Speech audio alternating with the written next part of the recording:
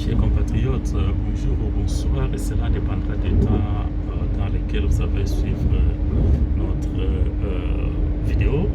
C'est une petite vidéo, une courte vidéo suite à vos demandes. Nous avons été vraiment demandés par vous, avec vos questions, vous nous avez exigé ou nous avez supplié de venir parler un peu du sang.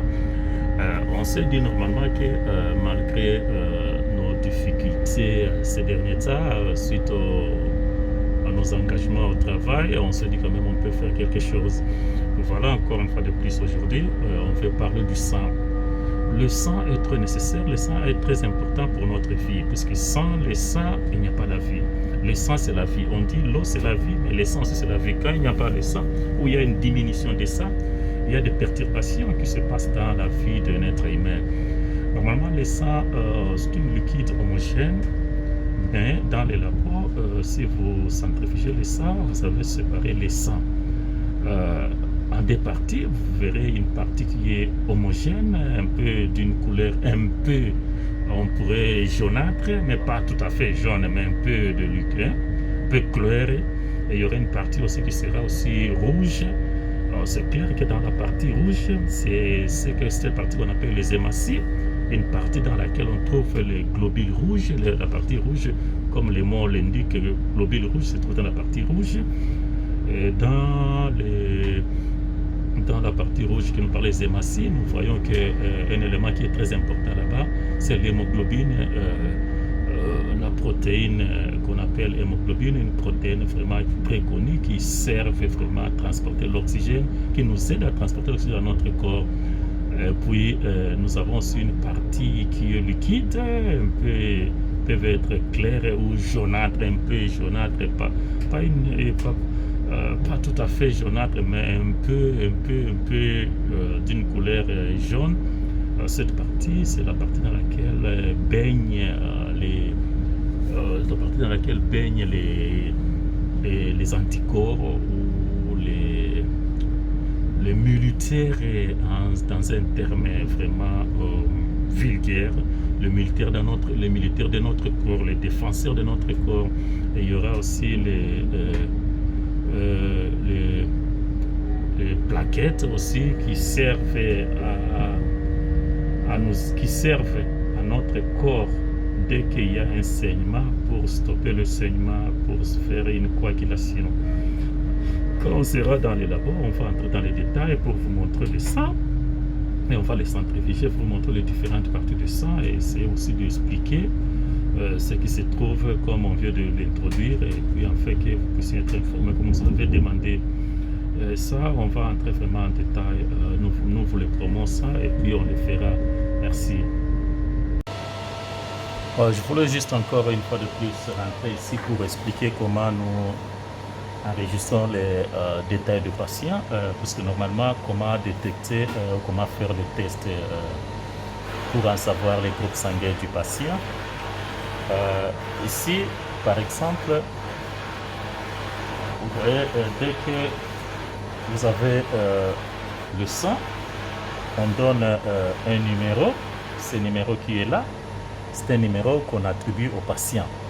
C'est avec ce numéro qu'on va essayer de vérifier le détail du patient. Maintenant, qu'est-ce qui se passe normalement en logique? Nous prenons le papier dans lequel les informations du patient ont été écrites. Qu'est-ce que moi je vais faire? Je vais vérifier normalement ce numéro ici, vérifier les noms du patient, vérifier la date de naissance du patient, vérifier aussi la date d'expiration de ce tube, la signature de la personne qui a prélevé le sang, les noms de la personne qui a prélevé le sang, le numéro qu'on appelle le numéro d'enregistrement du patient, et puis l'adresse aussi. Quand je vais vérifier tous les détails sur ce tube, je mets les numéros ici, c'est le même numéro aussi que le même numéro que j'ai mis ici, c'est le même numéro que je vais placer aussi dans les formes. Et ces formes aussi, je dois aussi vérifier les informations qui se trouvent sur ces formes ici, si ça concorde avec les informations qui se trouvent dans ces tubes ici.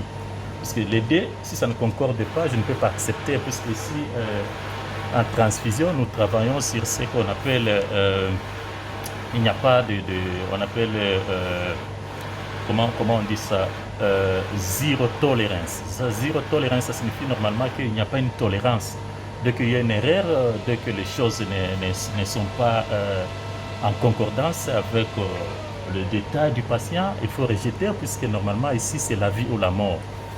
La vie ou la mort, pourquoi? C'est puisque normalement, quand tu travailles ici, tu as tout intérêt de faire le travail comme il faut, puisque moindre pépin, tu donnes le sang qui n'est pas correct à la personne va mourir. Donc le sang doit être donné comme il faut.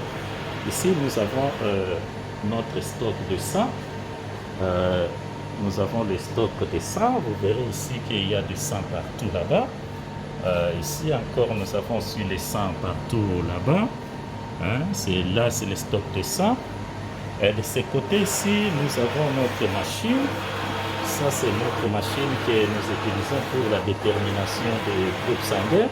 Ça, je vais rentrer quand je vais mettre, par exemple, des échantillons pour expliquer comment est-ce que la machine fonctionne. Puis, c'est ici que nous lisons des résultats pour les groupes sanguins. Dès que la machine termine à fonctionner, il va envoyer des résultats ici. Et quand je vais mettre mon nom là-bas et puis mettre mon